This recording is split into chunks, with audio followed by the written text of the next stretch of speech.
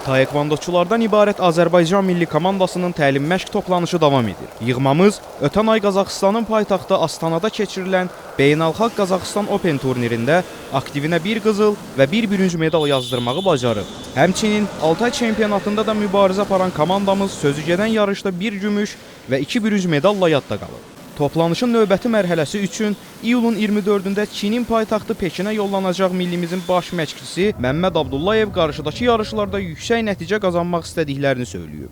Bu ildən artıq bütün olimpiya xalları sıfırlanıb. İlk İtaliyada keçirilən Grand Prix yarışından Qaşım Magomedov 3-yə düşərək artıq müəyyən sırada yerini bərpa etmişdir. Bundan sonraki davamiyyət isə biz çalışacağıq ki, idmançılarımızın beynəlxalq yarışda iştirakı ilə bu olimpiya xallarını artıraq və növbəti olimpiya oyunlarına, yəni federasiyanın qarşıda qoyduğu məqsəd odur ki, növbəti olimpiya oyunlarına biz artıq bir neçə idmançı ilə qatılaq. Gördüyünüz kimi komanda 70%-ə qədər cavanlaşıb, artıq cavan komandadır.